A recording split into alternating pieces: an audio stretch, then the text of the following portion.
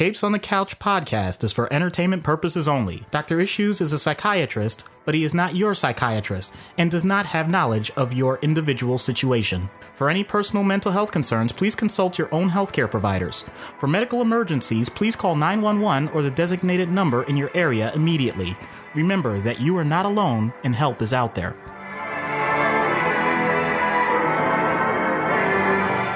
Hello and welcome to Capes on the Couch, where comics get counseling. I'm Anthony Sitko. And I'm Dr. Issues. This is issue number 40, the big 4-0. Aren't we approaching that ourselves? Why? Why would you say that? Because unlike most people in the world, I have no problem with the idea of aging naturally. That's totally fine with me. It does not bother me one bit. I used to refer to myself when I was 25 as a quarter century old because I thought that sounded cool. I remember those many years ago. No, I'm not opposed to it. It's just, I guess maybe if I just don't want to have to talk about it or think about it as much. But yes, I am gray. I am losing my hair. I embraced this. I acknowledge it. So I'm not ashamed to admit I'm getting older. I'm not getting old. I'm getting older. That's my concession. Right. But anyway, this is episode number 40 of Capes on the Couch, and it is a big one. Our president level patron, Matt, has requested that we do The Punisher. Thank you so much, Matt. This certainly is someone that I think everyone agrees needed to have an episode. Oh, yeah, absolutely. And we had him on our list of characters to do. When we drew up the master list, Frank Castle was absolutely on the list. And it's funny because Matt said a couple of weeks ago, before The Punisher gets canceled, you should do an episode on him while the show is still around. And if you listen to last week's episode on Captain America, which was recorded 2 weeks prior, you'll get this little fun clip. And before they officially announced that the Punisher Netflix series has been canceled, we can talk about it. Although, like I said, maybe by the time this episode rolls around, it will be officially canceled. And clearly, we didn't make it in time. So no more Punisher, no more Jessica Jones. Are you losing your hair so that you become Charles Xavier? Because that was really... He's telepath. He's not a precog. There's a difference. Okay, fair enough. Yeah, unfortunately, there will be no more Punisher on Netflix. There'll be no more Jessica Jones on Netflix. I will throw in those caveats because maybe they come back to Hulu once the merger is done.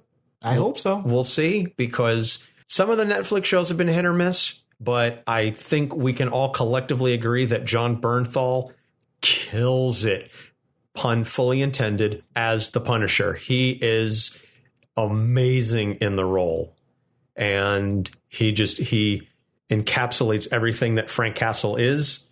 And we are almost done. My wife and I are almost done watching season 2. I think we have about 3 or 4 episodes left. You mentioned to me that I needed to watch this latest season, last season, because there's some interesting therapy going on with Jigsaw. Yes, Jigsaw, who's never officially named Jigsaw, although they do have a couple of references to... they use the term Jigsaw, but he doesn't go by that moniker necessarily. He is seeing the therapist, Dr. Dumont, and they have an interesting relationship. But when he's going through the initial therapy, there's definitely some things in the show that I go, oh, man, I need to talk to Doc about this. I need his take on it because I just feel that she's too laissez-faire about his past. And I understand you want to get the person to progress, and you hopefully are trying to encourage them to be a better person. But it seems like she's completely ignorant about the fact that he's this psychopathic deranged killer. And she's just like, no, but we can heal you. Let's work with you. You can be a wonderful person, Billy. Just talk to me. Name 5 blue things in the room, to try and center him. It's just very, frankly, enraging to me. Just because I was so annoyed at her, and I wanted to just say, dude, don't you realize who he is? Right. He put himself in this situation. Very good point. I can't comment on it because I haven't watched it yet. Well, you lazy bastard, you need to get on it. Because I was working. Thanks.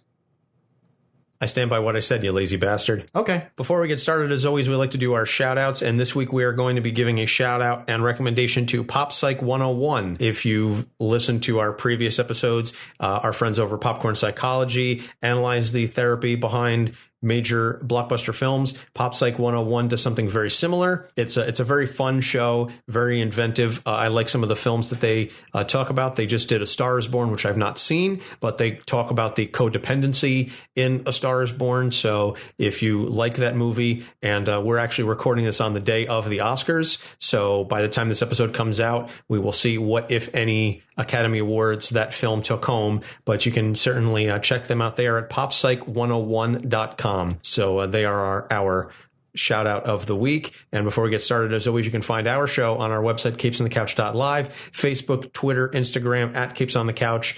And we have our Patreon, patreon.com/capesonthecouch, where you can subscribe. You can get some additional uncensored content. You can get early access, lots of fun ways to support and encourage the show. And if we reach $50 a month in our patrons, we will live stream our recording sessions. So that is something we're pretty close to, and just a little bit more support from you listeners will help push us over the top. And last thing before we get started, I just want to give another quick shout out and thank you to Ray over at Into the Night, the Moon Knight themed podcast. This morning, I recorded a lengthy episode that's going to air in a couple of weeks. It was a fun to set that up logistically because we're here based in New Jersey and Ray and Connor are based in Australia. So 7 a.m. for me is 11 p.m. for them. So the timing had to be worked out, and we had to make sure that it was, I had to get up early to prep for it and they had to stay up late to record the episode.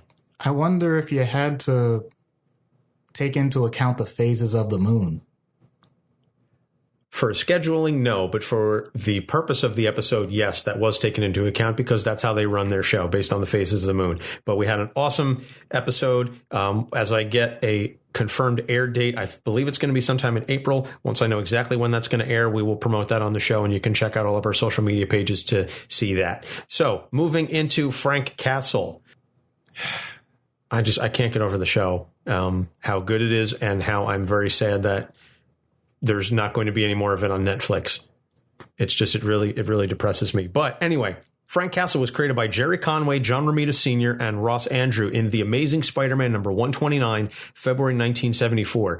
The name, I believe, was created by Stan Lee, but everything else about the character was Gerry Conway, John Romita Sr., and Ross Andru. Right. So, I remember this. The first name that they thought of was Assassin. Stan Lee said, ixnay on the Assassin A. Yeah, he basically said that there's no good way that they could really market the character as the Assassin, but the Punisher sounded much more marketable. So he debuted as an antagonist who wanted to kill Spider-Man over the apparent murder of Norman Osborn, who we did our episode on a couple of weeks ago. So you can listen to that one. He later became an anti-hero who fought alongside the Avengers and other heroes reluctantly. And I say reluctantly on both sides, because it was revealed that he was a Marine who became a vigilante when his family was killed by the mob in retaliation for their witnessing a killing in Central Park. Actually, it sounds like, given the deaths and other circumstances of other heroes, that would really bring them together. Why on earth would they have a problem with Frank Castle and vice versa? I feel like there's some major point to this that we're missing. Oh, yeah, it's because Frank Castle's solution for every criminal is to gun them down. Yeah, that would do it. Absolutely. Frank Castle has a very, very, has zero qualms about killing a villain or those who he perceives to be worthy of killing. I feel like we just needed to say that, even though I'm sure 99.995% of our listeners know who the Punisher is and what he's about. It's still important to say it out loud, just in case we get that one person that has no exposure to this. We're their first exposure to this character and to the comic universe as a whole, and wonders, whoa, why is this such a big deal? No, it's a big deal.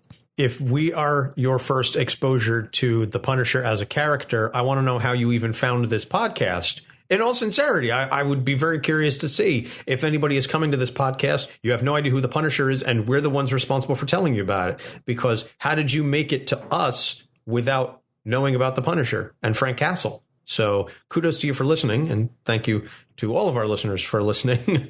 So he made several appearances in Frank Miller's Daredevil run, because Frank is very much the shoot first and ask questions later, where Matt is more of the liberal, I'm going to try and save people. mindset. So they make good foils for each other, I would say. In the late 1980s and early 90s, at one point, there were 5 simultaneous books about the Punisher on shelves. You had the Punisher War Journal, the Punisher War Zone, the Punisher Magazine, and the Punisher Armory. I feel like this is around the same time, and if I'm wrong, correct me. Reminds me of Spawn in a way, even if there weren't multiple trades. Just the overall popularity of the character, because that seems to fit with this whole dark and anti-hero establishment at the time. Yeah, they were definitely very popular in the late 80s, early 90s. You also saw something very similar with Wolverine at that time, that Wolverine was all over the place. And so these very gritty, dark types of characters were like white on rice in the 90s, the late 80s, early 90s. They just became very, very popular, I think, because it just appealed to that mindset at the time of this is the only way we have to beat crime is through clenched teeth and killing and dark and grittiness. And that's what led to, Rob Liefeld and all of those types of characters. So the Punisher was really sort of a poster boy for that type of character in that era. In the Punisher Max series, Garth Ennis wrote a grittier, more realistic Punisher who had been active for nearly 30 years, having served in Vietnam. That was interesting because he said that the Punisher's timeline was fixed, even as everyone else's comic book timeline fluctuated. The Punisher was set. He was born in 1950, and that was it. And he served in Vietnam, and he was progressing forward. He was getting older, and he was, 40-something years old, and he was still going, even though everybody else was younger and their timelines fluctuated. Although I don't usually talk about stuff like this, I'll also point out that with the proliferation of these different comics, his overall image changed. In other words, anyone that remembers the original Punisher outfit, it was much more a superhero type of appearance, the white gloves with the whole spandex thing showing off the muscles, as opposed to the skull t-shirts, the sometimes fatigue pants, combat boots, a much more realistic look, not just the characterization. Absolutely, absolutely. It was much more based in tactical gear, military uniform, and military weaponry used. And so that just sort of definitely fit in a more grounded, realistic version of the Punisher. So during the Civil War storyline, he joins the anti-registration side along with Captain America, who we just did, because Iron Man is using villains to enforce the Registration Act, and he feels that that's not cool. But after 2 villains join the pro-registration team, Frank kills them, and Captain America beats him up and kicks him off the team. And the interesting thing is, Frank does not raise a hand in defense. I remember that. And Cap actually asks it because he knows how well Frank fights, and he says, "Why aren't you fighting back?" And Frank says, I'm paraphrasing, but never against you. Well, I don't know. Is it Frank or because someone else said that basically Cap is the only person that Frank really respects. And he goes, he probably joined to serve because of Steve, because of Captain America. Different war, different costumes, same ideas. And it's interesting because right after that, Cap actually responds to that comment by someone else by saying, once again, paraphrasing, I really hope that's not the case, because his point was, if this is what I inspire, I don't want that. I don't want a vigilante killer being inspired because of me. So, as we had said earlier, it's clear that there are very broad differences between Frank and everyone else. Oh, absolutely. And then after Captain America's death, he briefly takes up the mantle. The fans sort of called it Captain Punisher, but he wears a skull and crossbones, but with the colors motif. So it's like the Captain America, red, white, and blue, but he's also got the Punisher skull on the chest. It's kind of a cool look, I'm not going to lie. And then Bucky takes over Cap, and Frank realizes, you know what, I'm not worthy of holding the shield, because he really, truly idolizes and respects Steve Rogers, even in light of all of the other issues that he has that we'll get to momentarily. He really respects Steve Rogers as a leader and as a soldier. So during the Dark Reign story, Castle is killed and decapitated by Daken, Wolverine's son. He's resurrected by Morbius and becomes known as Frankencastle. And he fights alongside other monsters until he's returned to humanity by the Bloodstone.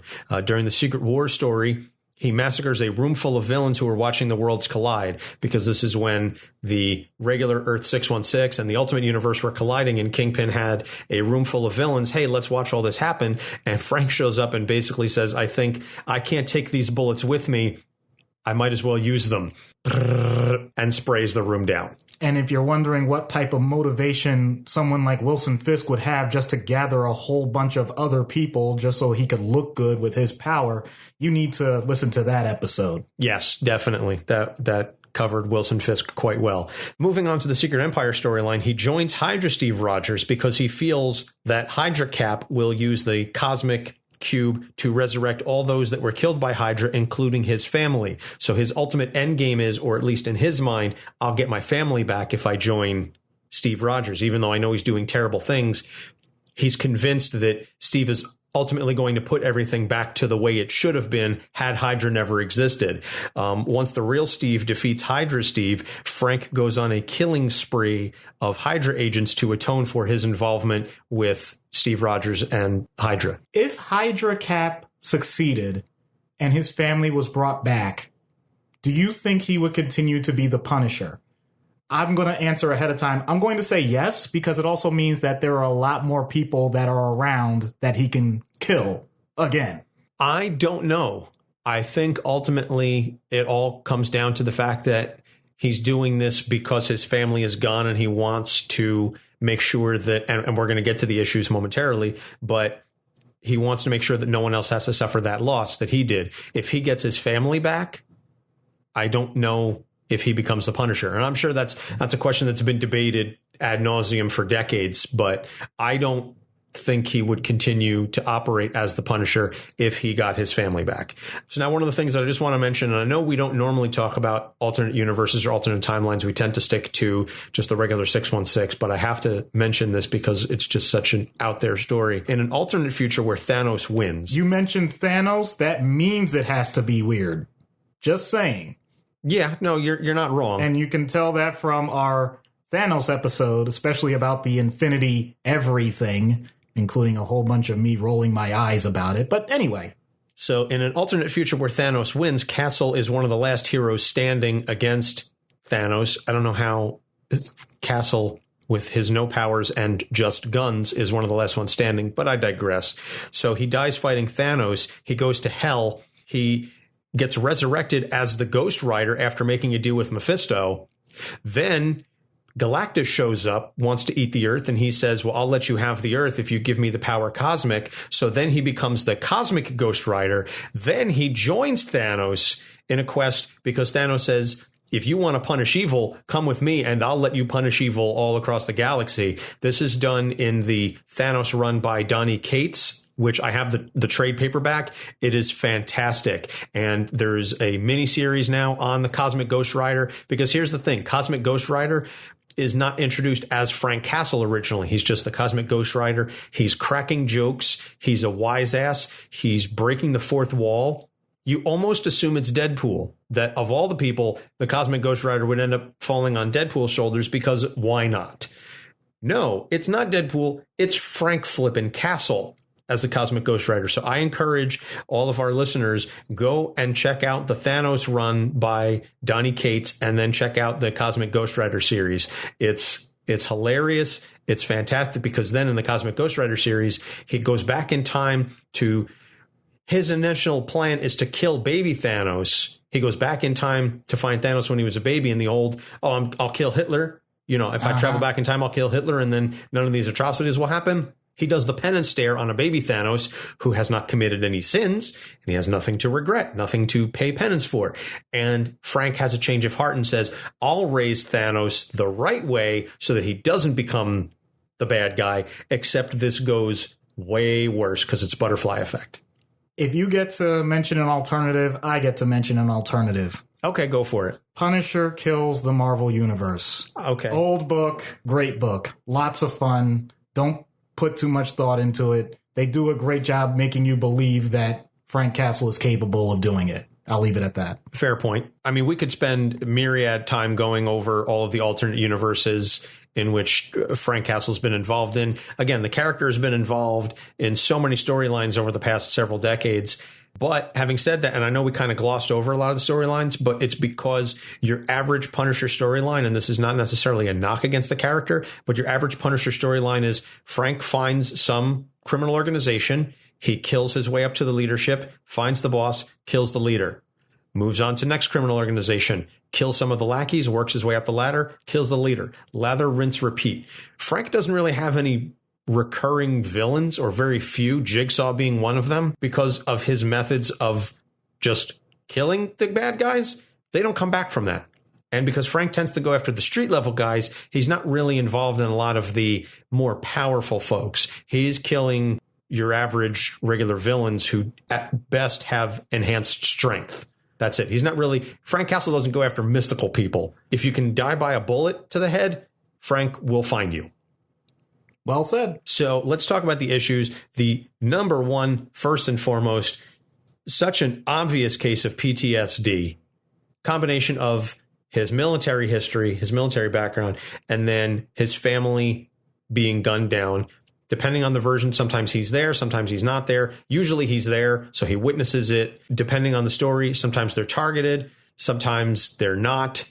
But it's always they die in the park, and Frank is there. So he has such a clear case of PTSD. I don't know, Doc, I don't know how much more you want to add about that, because we've done characters. No, I'm saying not to like gloss over it, but we've done characters with PTSD. But in this case, it's so clear cut. I don't know how else you would elaborate on that. Even I can diagnose him with PTSD. Right. So now I get the opportunity, and I'm sure this is part of the reason why you tune in to our show. What on earth is Doc going to say different than any other time that PTSD has been brought up? There's an angle that we... By the way, a PTSD, post-traumatic stress disorder. We kept using the acronym without fully explaining it. My apologies, yeah. That's mine too. I said it. Because that's something that physicians do so often, and it's a bad habit that I know I need to break.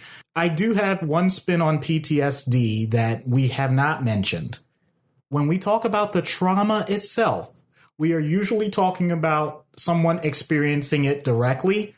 Frank certainly has that from his military experience. It's specifically mentioned several times that it was Vietnam and that he did multiple tours to Vietnam, which, in all honesty, is not that likely to be possible, but whatever. If you did that, that's, I guess, kudos to you for surviving that long, and heaven forbid you actually request it. I digress.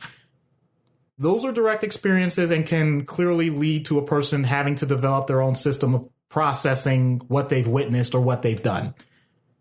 There is another form of trauma, and you alluded to it, that can happen even if you haven't had the direct experience. If someone you know that is close to you is lost through death or another accident or a bad set of circumstances, and you have a strong enough emotional attachment both to the person and to the event, then you can start to develop stress symptoms regardless of if you were there or not. The in-life example that we have most recent to many of us is 9/11. I was not on site.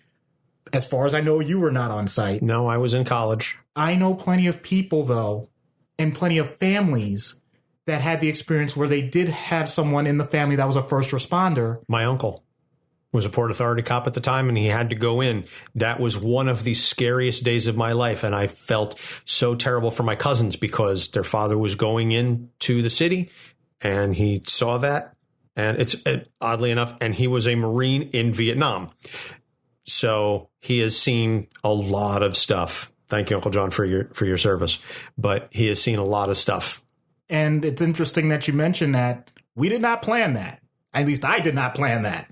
But, I didn't know you were going to bring up 9/11, but just the fact that that's an example where you can have someone not be there and in theory start to develop those stressful symptoms. Whether or not you want to officially use the diagnosis PTSD is up for discussion, up for debate, but it doesn't change the idea that if a person is experiencing nightmares because they saw video footage of something, or, I swear to you, I'm not making this up, a person can have the imagination based on the descriptions of things that have happened, that they start to incorporate that into how they thought something would go.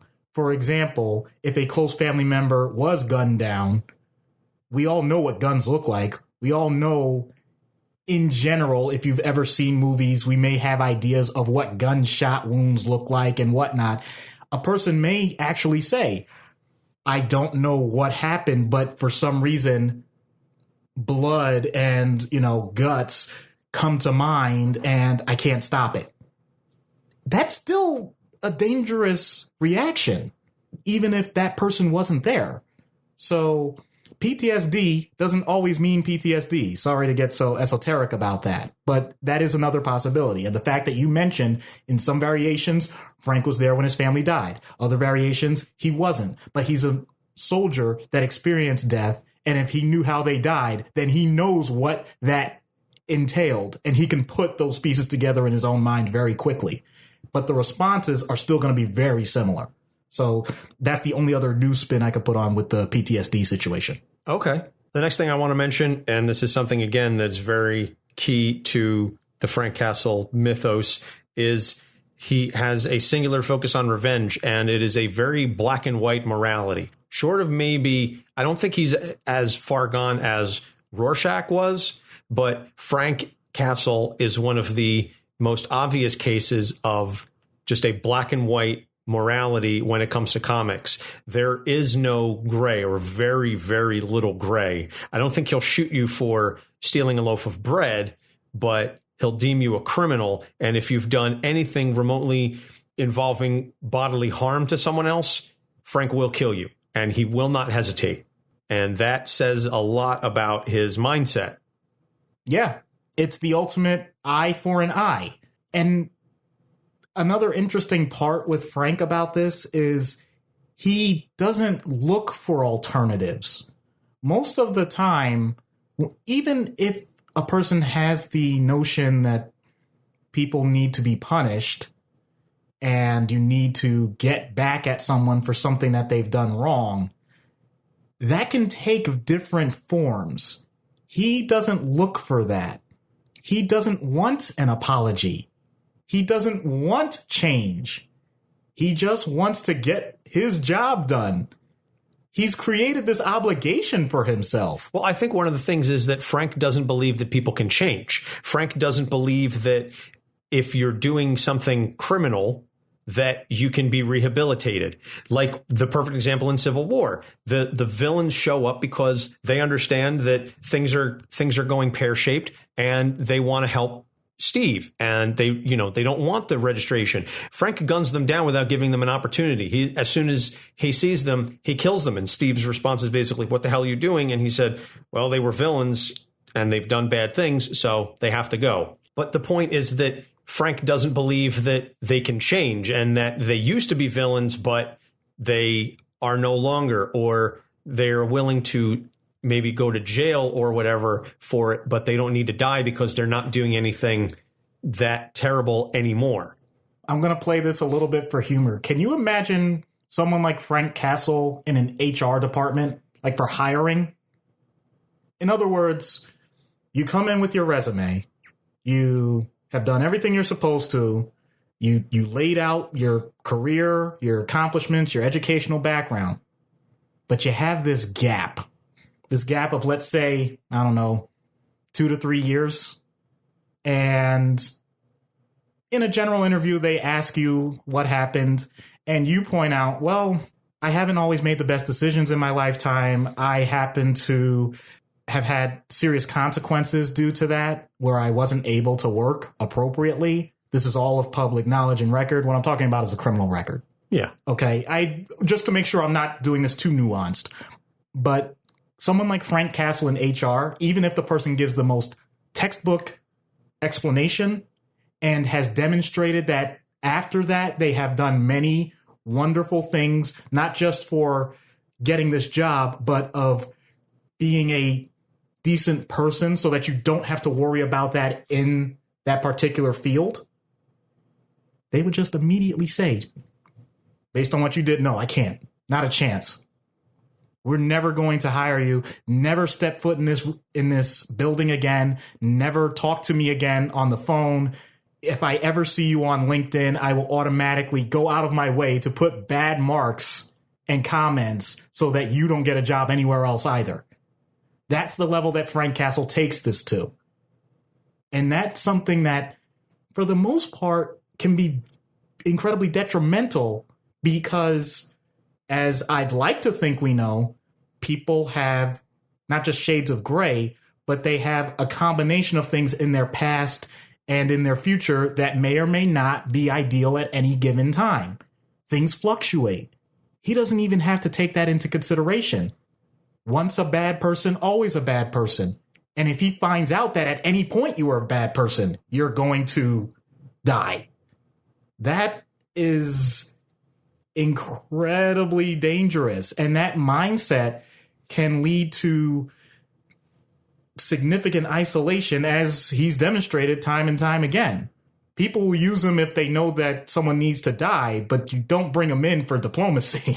No, there is no diplomacy with Frank Castle. And it's very clear in the show and in the comics and even in the movies that that's it. There's no coming back. Once you do it, that's it. There's no redemption for anyone else in his mind. There's another part to this revenge. He did it. He actually killed the people and organization responsible for killing his family. So why does this continue? And that's the debate that I hinted at earlier. And for once, I think we're on different sides to this, because I think that this engine got turned on so strongly in Frank that, purely speculative, he would continue if his family were brought back to life.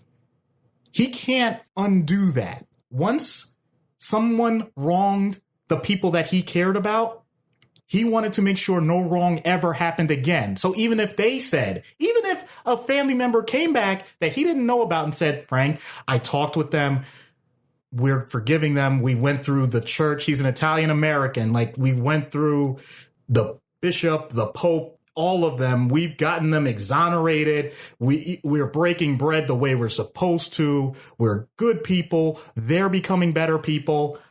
Do you really think Frank would care?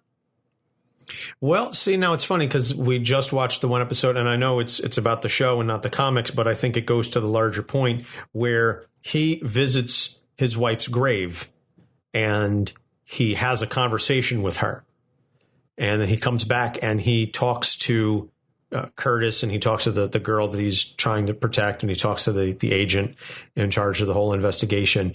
And he says that this is who he's always been. The Punisher is now who he has always been, and that his wife knew that and that she loved him anyway. Now, that's how he currently feels.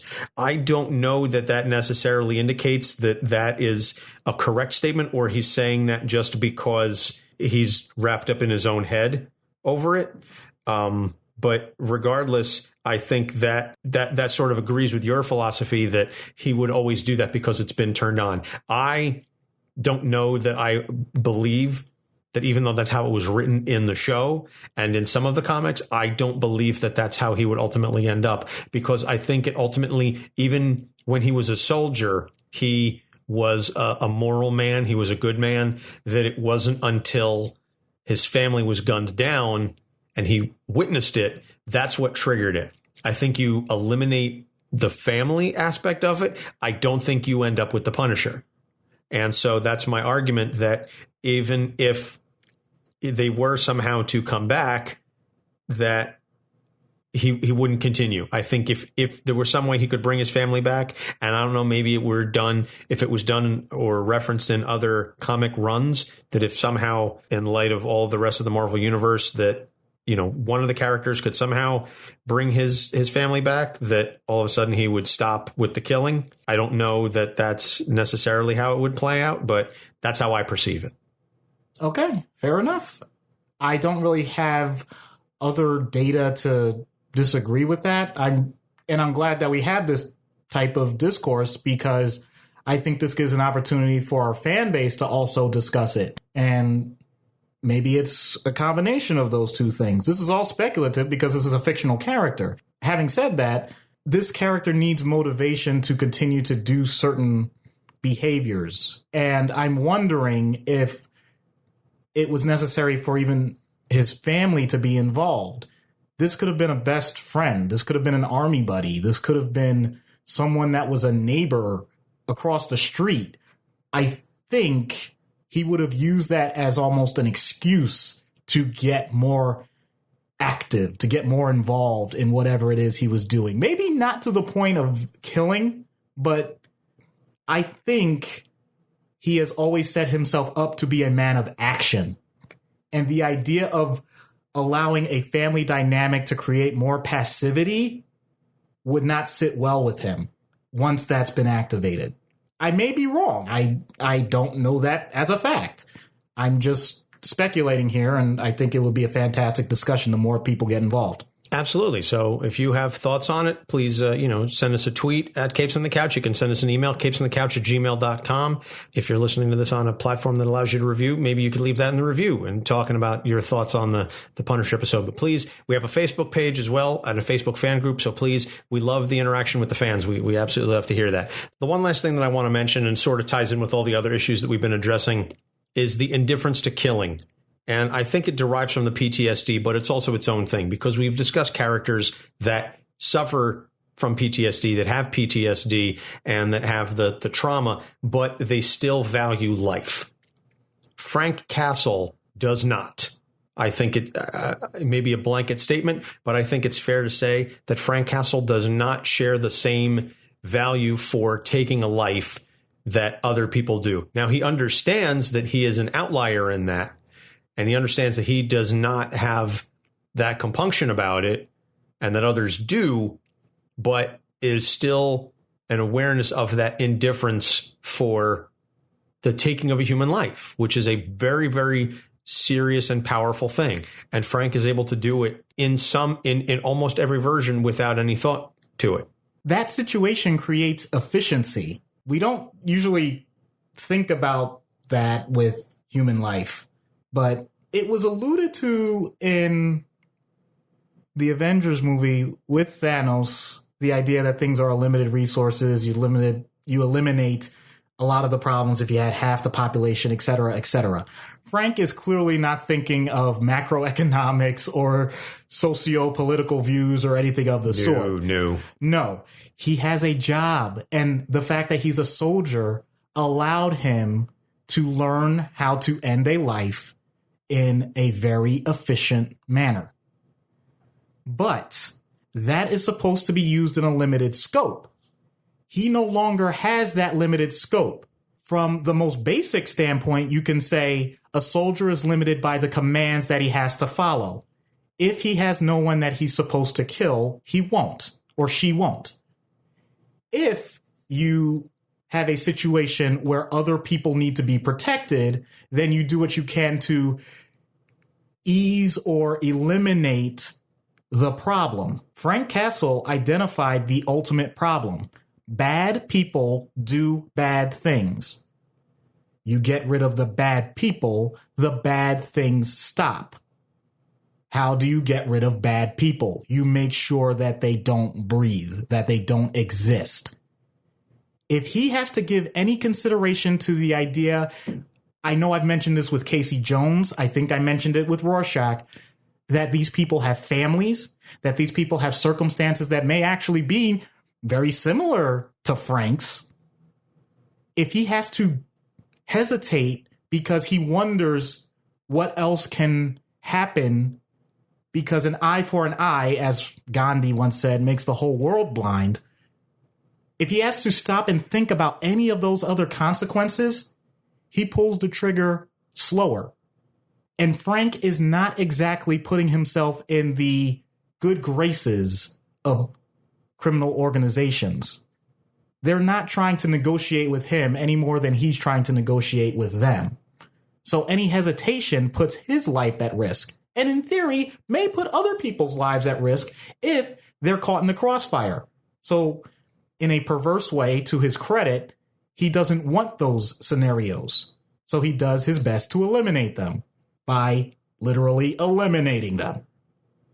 You don't have to have subtlety when you don't have anyone to be subtle with. I think it's interesting that although there are a few arcs where they mention him potentially having interest in people, it doesn't last because everyone knows it can't last. No one can be around someone that causes pure destruction and death as their job.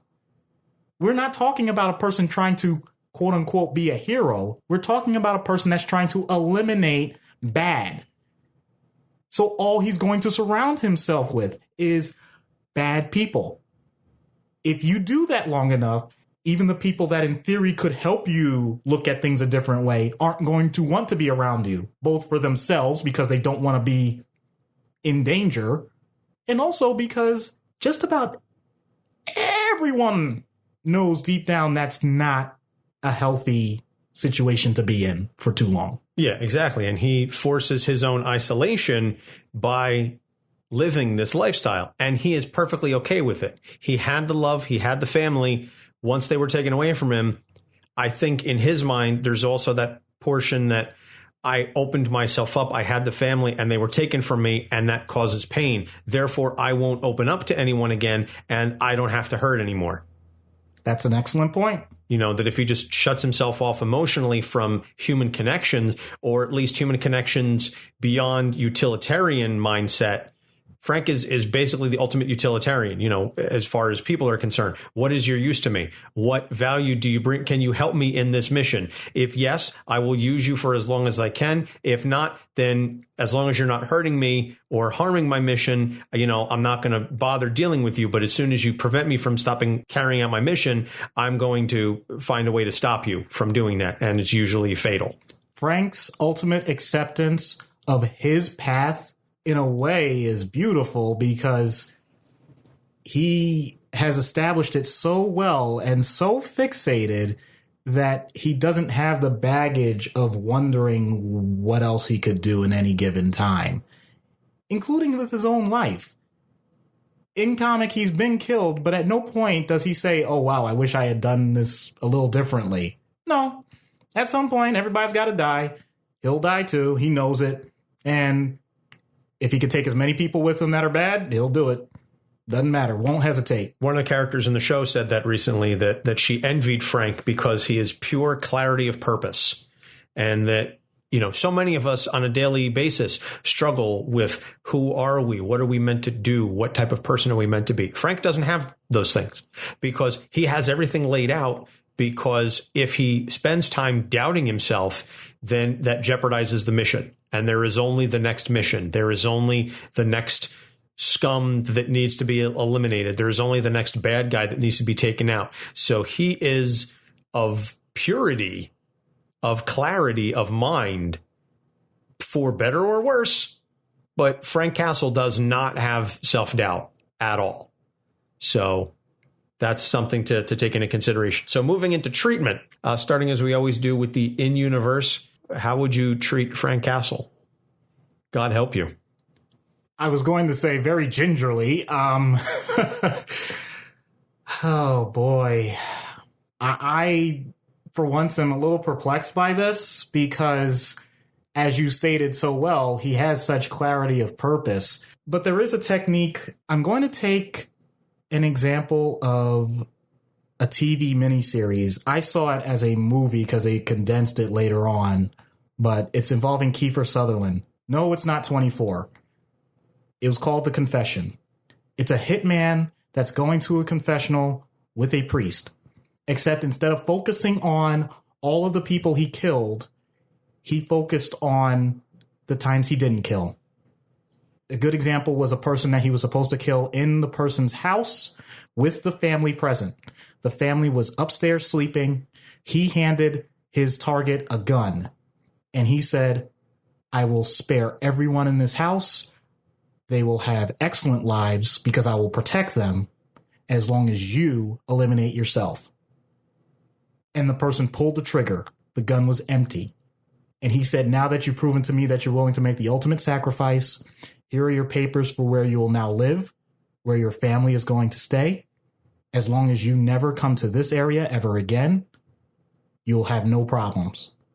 So in other words, a person that in theory had done bad things was still eliminated from a situation where they could have continued to do bad things, but they were allowed to live and they actually got a benefit for the rest of the family. I am not stupid. I am aware that this would gloss right over Frank's head. But sometimes the part of therapy that matters is that you're willing to put these efforts out there. You do not know which one effort is going to make the difference and potentially open a person's mind. The more opportunities you give the person, your chances go from 0.0001% to 0.0002%, et cetera, et cetera. I would hope it's exponential. It may not be. But I think giving examples to someone like Frank, and honestly, incorporating a role model, including someone that we have discussed on this show, someone like Steve Rogers, and pointing out that even though he can't be Steve Rogers, that doesn't mean he can't incorporate the things that he considers to be positive about Steve Rogers into his system. And it doesn't have to be all at once, because that's something that'll hit home. You got another soldier who clearly has had some serious things happen to him and happen to people that he knows and loves, who somehow has to continue to struggle with these things, but somehow you still idolize. You know in your own psyche somewhere that there's a positive kernel that you're continuing to follow. And it's not just that he can fight. At least that would be my hope. And that's what I would go on. Yeah, I think that a lot of what Frank idolizes about Captain America is that he's the man that Frank doesn't think that he could be. And he follows Steve without question because he knows that Steve will always do what's right. And it is idol worship that Frank believes that Steve is everything that Frank could never be about himself. So that's something very, very telling. And I always like the interactions with Frank and Steve because they are so vastly diverse. They have so many similar shared experiences where they start from in terms of soldiers who have lost people, and yet they vastly differ in the end results. So that always goes to show you that, you know, two people, you put them through the same thing and they'll end up completely different. That's something that I thoroughly enjoy, all the interactions between Frank and Steve throughout the history of the comics. Yep. I like to call that psychological diversity. More so a better description of nature versus nurture. I don't think it should ever be nature versus nurture. It's nature and nurture in combination with specific time periods, settings, and biology. You get what you get, and Frank got upset. Yeah. My wife and I just watched Trading Places for the first time. I had seen it numerous times. She had never seen it. I would have been shocked if you had never seen it. No. I've seen that movie dozens of times. No, she had never seen it. So it's just funny you mentioned the nature versus nurture. And that's, you know, sort of the whole situation, the bet. And, let's take this homeless person and raise him up. And let's take this very wealthy. Sounds like you people are bookies. Sorry. That's a great movie. That is a classic film. Merry New Year. Out of universe. Frank Castle is a soldier with PTSD who has a very stark morality. Again, much like Steve when we were talking about that, in terms of you can certainly find the parallels in real life. What would you say to a real life Frank Castle other than, oh my God, I can't believe this person actually exists? The good news is it's incredibly difficult to find someone who is as 100% closed off as Frank Castle is. You can find the proper point in just about any human being. You just have to dig, and you have to be willing to take the time and patience to gently go through it, because many people have completely walled off the parts of themselves that would allow them to see things differently. If it's a matter of someone that's experienced family death that has led them to close off, immediately talking about family members may not be the best approach. You may have to go with what they're doing in the present.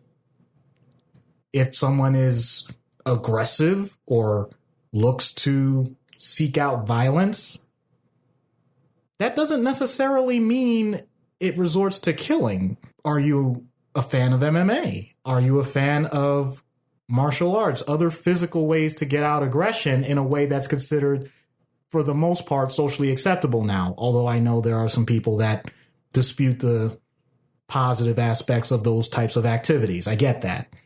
But it's still better than killing, in my opinion. If it's a matter of previous military experience, and I know we've discussed this in multiple prior episodes, you don't want the person to get to the point where they're trying to tell the exact same story of their experience over and over again. And on the other side, if someone doesn't want to talk about the details of their experience, you don't have to hit them over the head with it and say that that's the problem. Whatever avenue is open, that's the one you take in the given time period. Clearly, if someone is so on edge that they can't sleep, that they can't do some of the things that they want to, and acknowledge that they want to do them as a positive thing, then you use that as the carrot, the motivating factor as to why they should even listen to you in the first place. So if a person tells me they can't sleep, I may not immediately say, here's a pill to help with that, but I might say, what tools have you used already that have improved your sleep? Because now I'm giving them the power again, and they may point out, depending on who they are, yes, I've tried these over-the-counter pills, they didn't work. Or they may say, well, a glass of warm milk usually gets me to sleep, but then I get a nightmare, it pops up, and I don't know what to do about that. And then I can adjust accordingly.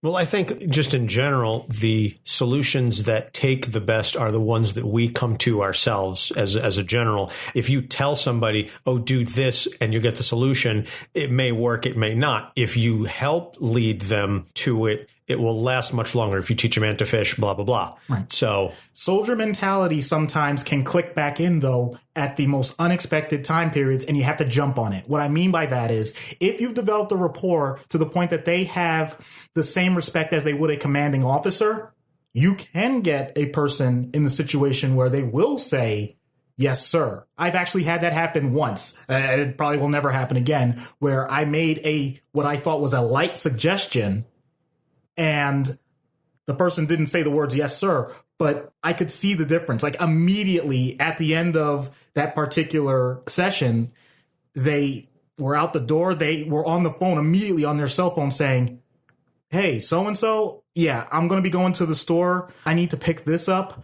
The doctor told me about this. I really think it's going to help. I was flabbergasted because this person I thought was blowing me off for the past 2 or 3 weeks.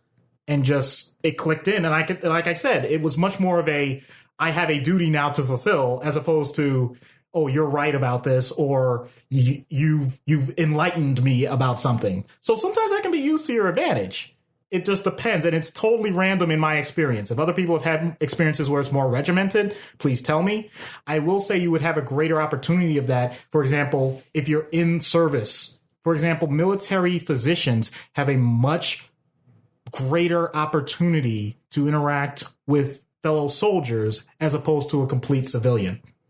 And I'm saying this from listening and reading about other physicians with that level of experience. The one thing that you can't make as a mistake is, although they are officers in their branch, don't call yourself an officer. In other words, if I were in it, I can't say I'm Captain Issues. I'm still Dr. Issues. Because if you say that to a soldier that's been on the front line and you haven't, then you destroy that rapport. Yeah, then you shoot your credibility right in the foot. Right. That's interesting because I know that we've mentioned a couple of times in other episodes with other characters, leading them to their solutions and helping use where they are. You have to start where they are. You say that all the time. So starting where the soldier is and working with their mindset as it is, getting them to the point that they can make those determinations on their own. So I think that's very key, and that would certainly be very helpful in dealing with Frank. So let's take all of this and let's see what happens when we get Frank Castle on Dr. Issues' couch. Hello, Mr. Castle. I'm Dr. Issues. Doc, What would you like to discuss? I'm really the talking type. So I've understood. Now, why are we here? Frank, may I call you Frank? Okay, I wanted to talk about the violence. Look, Doc, let's get one thing straight. I do what I do because it has to be done. As long as you get that, we're good. If you try and talk me out of it, I'm gone. We good? We good. I noticed that while you were saying all of that, you were really gritting your teeth. That's painful. You want some help with that? Like with that tension? I thought you were a head shrink, not a dentist. But all right, let me break it down for you. You're using voluntary muscles to do that. And those muscles' response comes from your brain. So if you don't want headaches 100% of the time, you might want to do something about that, and that comes from your brain. What do you suggest? Yoga? Incense? Meditation? Get out of here with that bullshit. I'll get a night guard while I sleep. Is that good enough? Well, that depends. When do you sleep?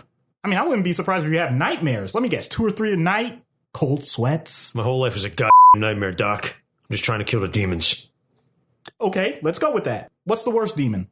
You want to kill a demon, right? I'm not against, like, killing truly bad things, so how do you do it? What's your plan? I find the people who hurt other people, and I make sure they don't hurt them anymore. Move on to the next one. And I know you have a high production rate, although I admit I can't approve of your methods. Oh boy. How would you like to be more efficient? Well, like grenades? Wow. I'm thinking of the tactical side before the battle has begun. So, okay, surely you've read The Art of War. Yeah. Okay, so when do you actually win most of the battles? I do my homework, Doc. I know where they'll be and when. I line them up and I mow them down. Okay, then here's a scary thought for you. Right now, out there somewhere, there's an enemy, your demon.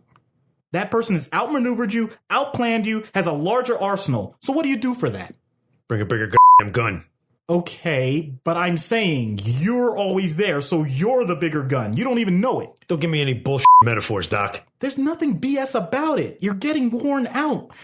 And I know you've accepted that, but I'm saying we can put some extra tread on those tires if you do it the right way. You're a soldier. You had a regimented routine. You knew when to wake up. You knew when to exercise. You knew when to go to sleep. But did you learn to improve? And you'd be lying to me if you told me you've incorporated that. I learn from every mission. That's my training. Each mission is training for the next one and the one after that.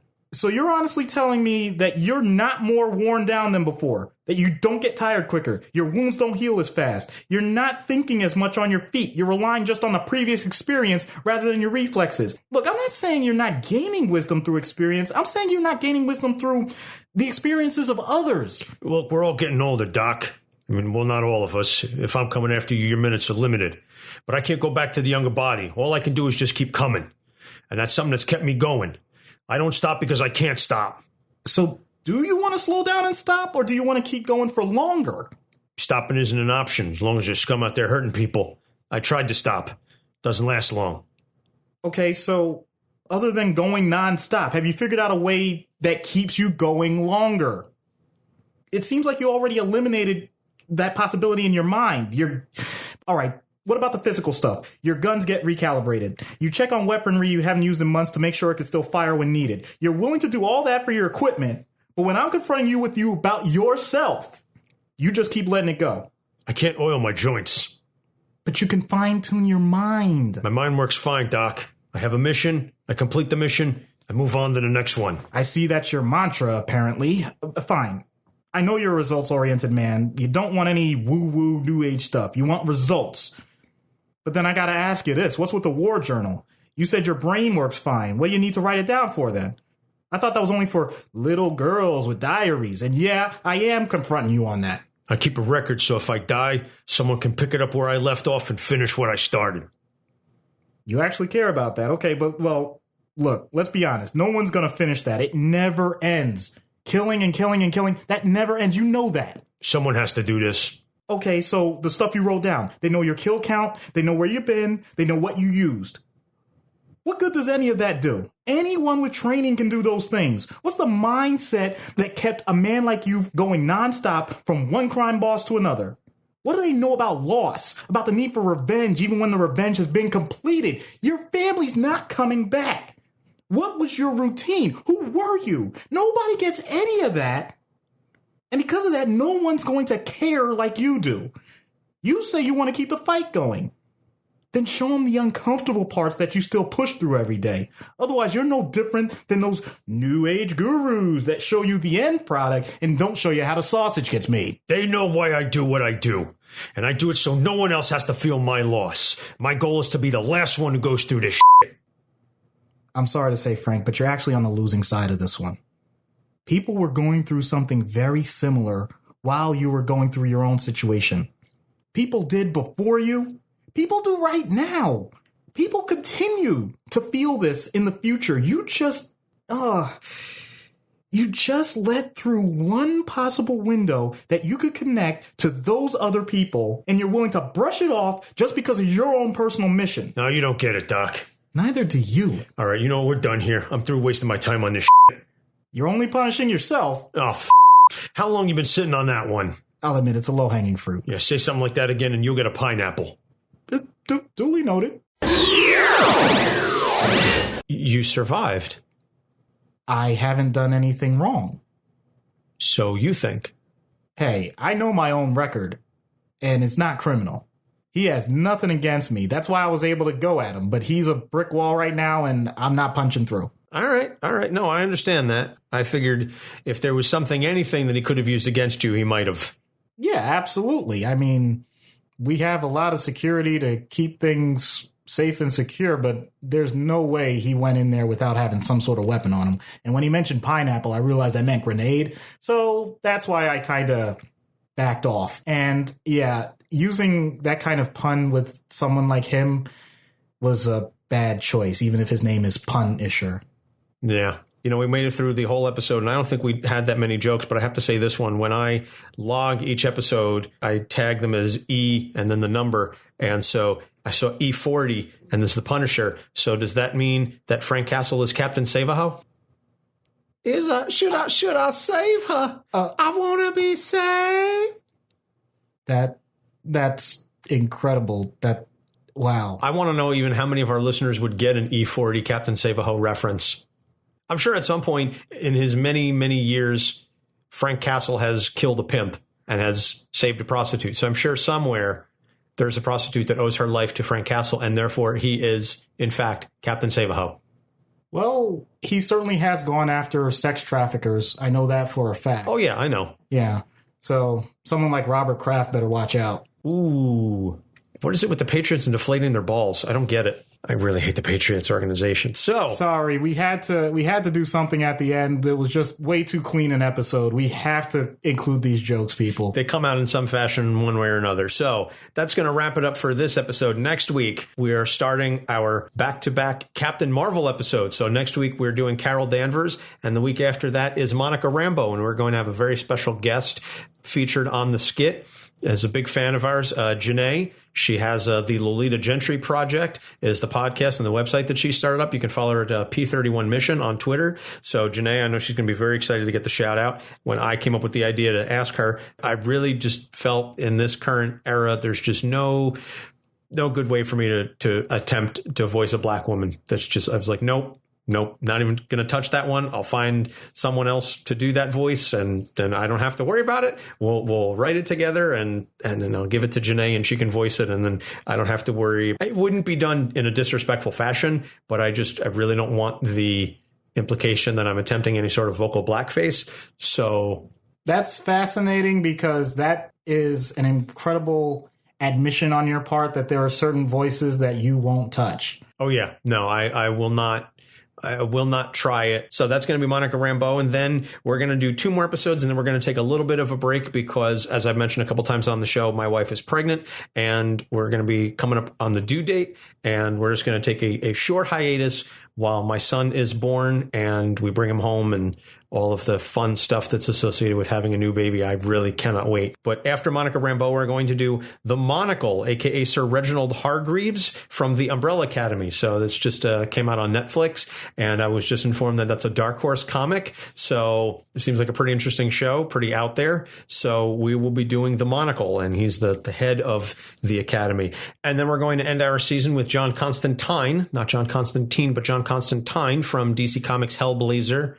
DC/Vertigo. So not Constantine, because that's how they Americanize it, but it's Constantine. That will be the last one. And then we'll go on a brief hiatus once we're settled, we'll come back and Doc and I will have more episodes. So you can find all of our stuff on our website, as we said at the top, capesonthecouch.live, capesonthecouch@gmail.com if you have some thoughts or you want to comment. If you listen to us on a platform that allows you to rate and review, please rate and review, like, subscribe, all of that stuff. We have a Facebook page, Instagram, Twitter. Maybe we'll get a Discord one of these days. Hey. Into the Night has one, and that's what we recorded on earlier, so that should be a lot of fun. Maybe we'll check out a Discord and our fans can interact that way. Doc, anything else you want to add before we head out?